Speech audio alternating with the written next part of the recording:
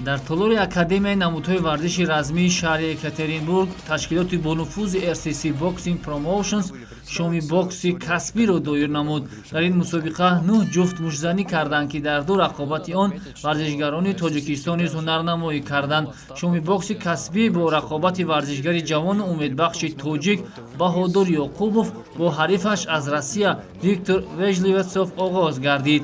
Баҳодур 19 сол дошта аввалин ҳунарнамояш дар бокси касбӣ маҳсуб мешуд.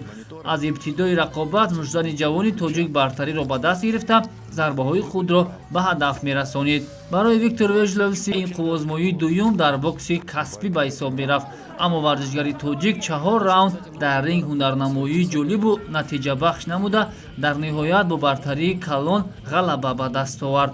Нахуст рақобати Баҳодур Ёқубов дар бокси касбӣ хотирмону чашмрас буд. Маҳз ин омил боис шуд ки ҳунари ӯ аз ҷониби таҳлилгарону мутахассисони соҳаи бокс баҳои баланд гирифт. Умедворем ки дар муддати кӯтоҳ Баҳодур низ ба мисли бародараш Муҳаммадхоҷа Ёқубов ба як ситораи намоёни бокси ҷаҳонӣ табдил меёбад. Но наше поздравление, дебютант Баҳодур Ёқубов одерживает свою первую победу в профессиональной карьере.